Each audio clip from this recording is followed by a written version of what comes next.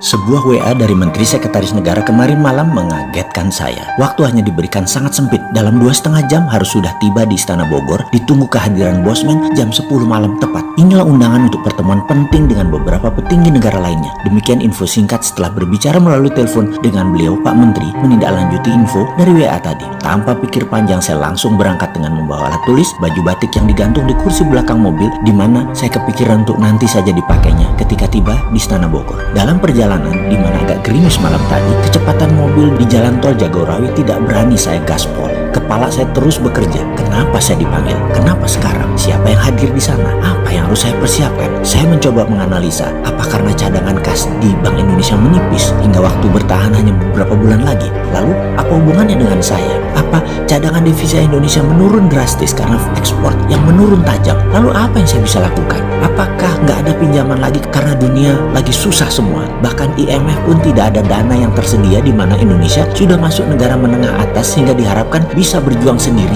sehingga Indonesia saat ini memerlukan solusi alternatif. Apa ada signal bahwa Amerika menang perang sehingga memerlukan kebijakan bagaimana menghadapi Trump yang ambisius untuk menjadi sheriff dunia? Lalu saya harus bagaimana? Pikiran saya yang liar ke sana kemari tanpa terasa membawa ke ujung jalan tol, keluar di dekat terminal Baranang Siang Bogor. Belok kanan dan tidak lama kemudian, kurang dari 5 menit sudah sampai gerbang Istana Bogor yang malam itu cukup lengang suasananya. Namun protokol keamanan di depan gerbang ternyata ketat sekali. Kendaraan saya berhenti tepat di depan gerbang. Jendela kaca mobil saya turunkan perlahan. 2 orang menghormat dan membungkuk menanyakan identitas saya yang dicocokkan dengan data di map seorang perwira di belakangnya. Mardi Guowi ya Pak, katanya sopan. Yang dilanjutkan, silahkan parkir di sisi kiri, nanti Bapak akan kami kawal ke dalamnya. Saya melihat jam dan jam menunjukkan jam 9.40 malam. Alhamdulillah tepat waktu. Sambil memarkirkan mobil, saya ganti pakaian batik dan mengambil map kulit, buku catatan favorit saya. Kendaraan listrik Golf menanti saya dan saya pun duduk di samping pengemudi yang kemudian berjalan cukup kencang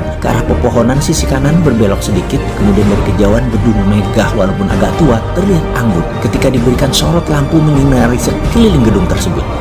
Ini dalamnya Istana Bogor itu ya, demikian gumam saya dalam hati. Kendaraan listrik berhenti di posisi agak ujung, lalu 2 orang pria menggunakan batik menghormat singkat kepada saya sambil mengulurkan tangannya menunjukkan saya harus menaiki anak tangga di depannya, dan satu lagi temannya mendahului langkah saya mengarahkan kemana jalan yang harus saya tuju. Jajaran kursi antik dan meja di ruang pendopo terlihat sepi. Kemudian diarahkan saya ke belakang, ruangan yang ada 2 penjaga di pintunya dengan pintu tinggi warna putih, pintu 2 daun. Agaknya ruang meeting utama ini menurut perkiraan saya waktu itu. Ternyata saya tidak dibawa ke sana, tapi terus ke kanan, lorong agak panjang menuju satu ruangan tamu agak kecil jika dibandingkan ruang pendopo di depan tadi. Saya diperintahkan duduk, namun belum saya duduk ada suara memanggil nama saya. Pak Mardiwowi. Saya pun membalik badan dan ada 2 orang yang posisinya terhormat di negeri ini menghampiri saya, Pak Pratikno dan Pak Pramono Anung. Saya pun membalik badan, kedua telapak tangan saya rapatkan menghormat kedua tuan rumah tersebut dalam protokol COVID, di mana sejak tadi saya menggunakan face shield dan masker yang kemudian di belakang keduanya tanpa seorang dokter langsung mengecek suhu saya dan beberapa pertanyaan standar protokol COVID yang kemudian saya pun mencopot semuanya ketika dikatakan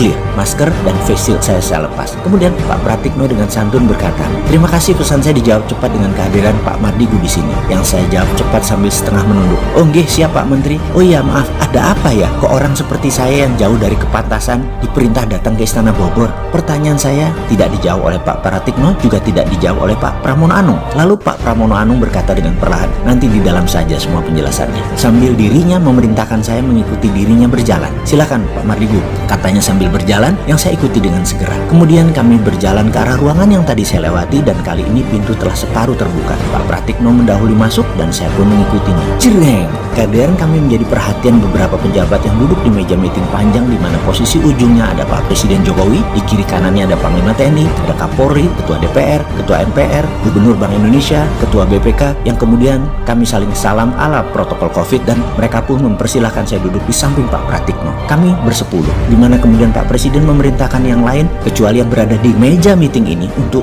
keluar ruangan. Semua ini membuat saya tegang sekali karena tidak tahu apa yang akan terjadi. Begini, saya langsung saja. Demikian Pak Presiden mengawali percakapan malam ini dengan nada seperti dirinya lakukan yang banyak kita kenal, mengeja perlahan kata per kata.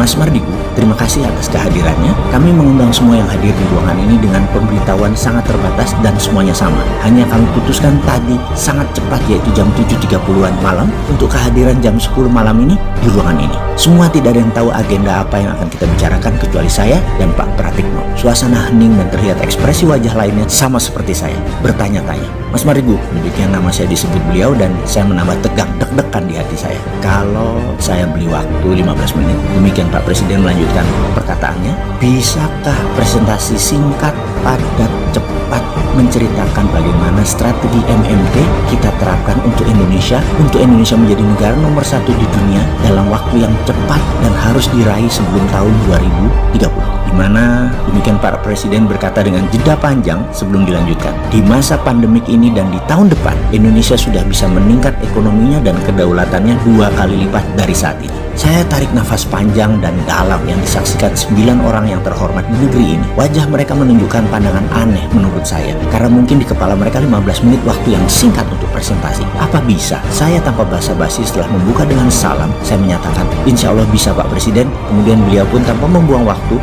mengatakan, silakan jelaskan kepada kami. Saya pun langsung memulai dengan bercerita. Kalau Tiongkok punya 2 standar mata uang renminbi dan yuan 30 tahunan yang lalu, sekarang sudah 1 nilainya. Lalu ketika perang dagang memuncak, renminbi menerbitkan e-renminbi. Ini adalah strategi baru menerbitkan mata uang di era digital.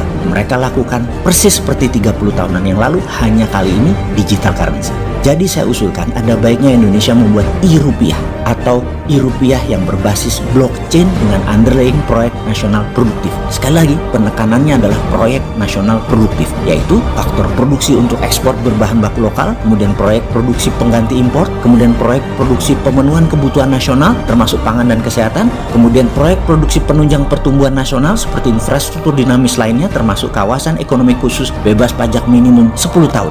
E-rupiah ketika diterbitkan dengan Trusted Open Ledger ini akan mudah mengontrol peredaran digital currency rupiah tersebut, sehingga menariknya kembali dari peredaran untuk kendali inflasi menjadi mudah. Sarananya, saya punya program blockchain sudah jadi sejak 2 tahun yang lalu untuk dashboard pemerintah dan kendali sistem distribusi digital currency rupiah yang akan saya berikan ke negara.